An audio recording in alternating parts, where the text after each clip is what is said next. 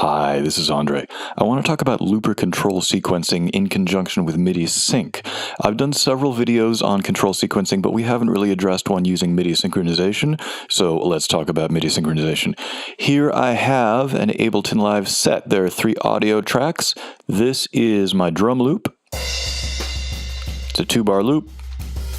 I know that crash on beat 1 there is kind of obnoxious, but I deliberately put that in there because I want it to be really obvious when we're getting to the beginning of the Ableton loop. These audio tracks are just for the live input that you're hearing right now. This is my voice, this is the guitar and EDP. I'm just using these to make it easier for me to put this stuff together after the fact. Now, if we press play and we look at the EDP, we should get sync, right? Wrong. Because we have to do a few things both on the EDP and in Ableton Live. On the EDP, we need to come down to the bottom parameter row under the insert column for sync. Sync needs to be set to in. We need to come up to preferences. And if we go to MIDI, we need to have the output set to the Mio. We need to have track on, that will send the data, and we need to have sync on, that will send the MIDI sync. And then we need to create a new MIDI track. There we go. I need to set MIDI out to Mio. And now if I press play, there we go. Now the EDP lights up and we're all good. Before we do anything else on the EDP though, I am going to add this, the controls list that I cobbled together just a couple of days ago. I'm going to drag it over here. There we go. All right, and now if I create a new MIDI clip, and you can see there on the piano roll now, we have all the EDP controls. And if we turn on that icon so that we can send MIDI commands, if you look at the front panel of the EDP, we've got record, overdub, all that good stuff. All right, let's reset all loops. Boom. Let's start playing that obnoxious drum loop with the really obnoxious crash cymbal at the beginning. And if we look at the faceplate of the EDP, we can see that it's now following sync. I'm going to set quantize on for a second, just so that we can start recording right at the beginning of the Ableton thing. So let's start recording here. Boom.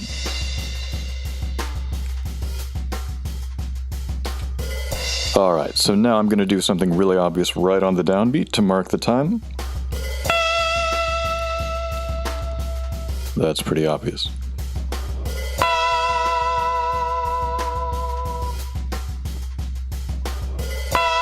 Okay, I'm going to come out of overdub. So while we're playing that obnoxious drum beat, now I'm going to go back to our MIDI channel, open up the clip. Now, we are in sync, but we can kind of add any kind of MIDI commands we want. So I'm going to turn this off so that when I add stuff, it isn't necessarily going to be heard immediately. And let's do some SUS Overdub stuff. So this is going to overdub for as long as the note lasts. And I haven't started playing it yet. So I'm going to play it here. It's going to wait 2, 3, 4.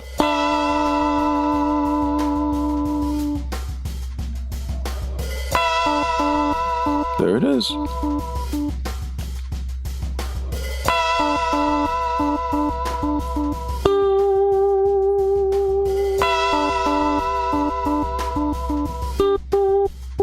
There we go. All right, I'm going to get rid of this. Now, let's talk about throwing the loop out of alignment with Ableton and then how to get it back into alignment. I'm going to do some half speed and reverse stuff. I'm going to do sus half speed and sus reverse because I really like that stuff.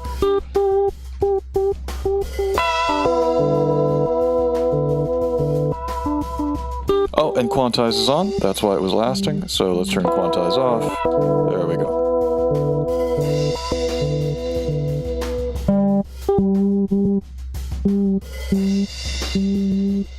All right, now as you can hear, the obnoxious crash cymbal on the drum loop is no longer lining up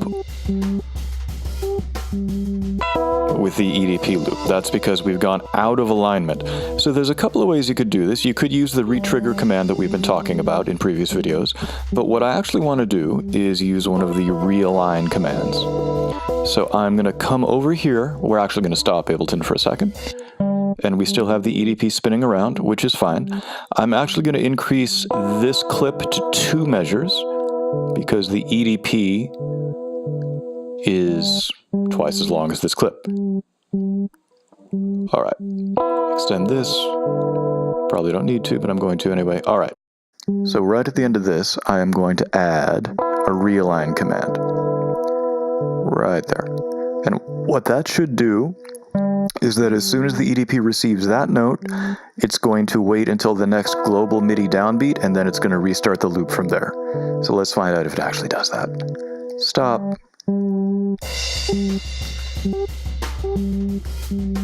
Cross your fingers.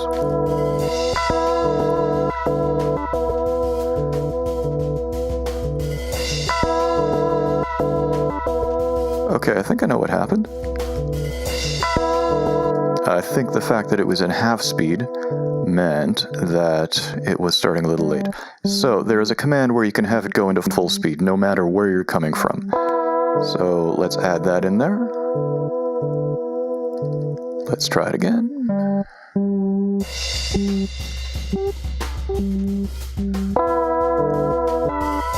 There we go.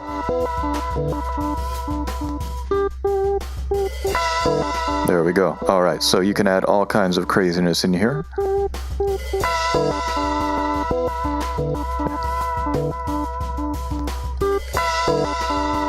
And let's change this to 30-second notes. Zoom in a little more. Let's get all EDM up in here.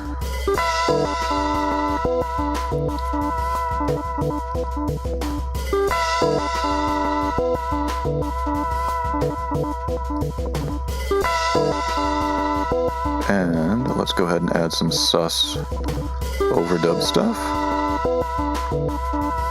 Zoom out a little more. Alright. And again, let's get some glitchy stuff. Let's do triplets. Just to show off.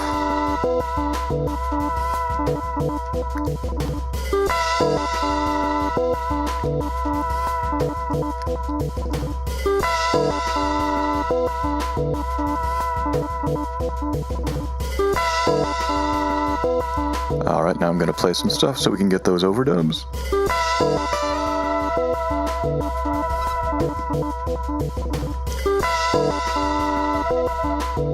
Yeah, I need to play a little louder, but I heard it kind of.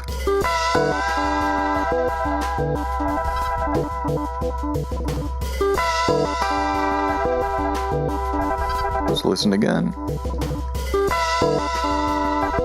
There it is, nice. Now, if I get rid of that realign command, it's going to go out of alignment.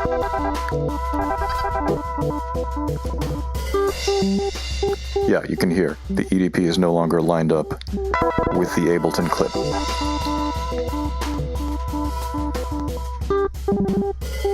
Let's put a mute plus realign thing in there. So right on the and of 4, it should mute, and then go right into restarting from the global MIDI start point. There we go. 1 and 2 and 3 and 4. Nice.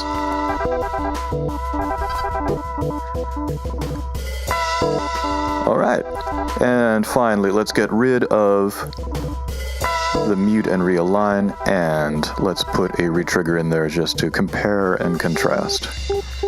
And you can hear the EDP has already gone out of alignment.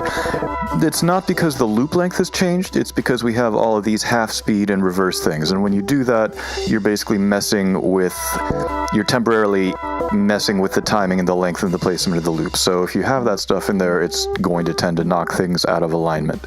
So let's add a retrigger command at the very beginning. Let's see how this works. Yep. And then let's add some stuttery stuff in there.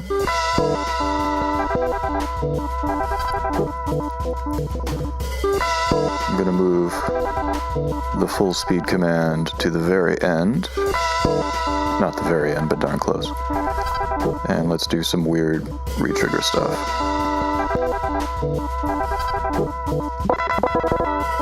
I like that.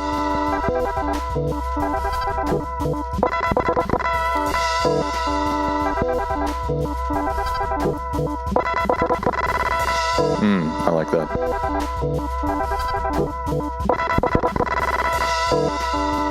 And let's add in some overdub because I'm having fun now. Let's go back to a non-triplet grid. Where is overdub? There's overdub.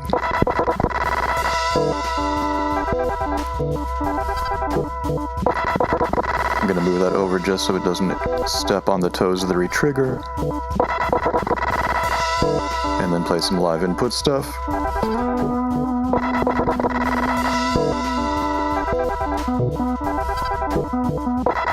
Kind of heard it. You need to have it a little higher, I think.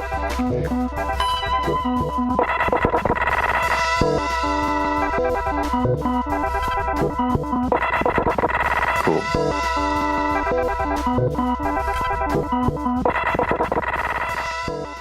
This has been using MIDI control sequencing with the Echoplex Digital Pro while maintaining and sometimes losing and regaining synchronization with Ableton Live. Thank you so much. I will talk to y'all later. Bye-bye.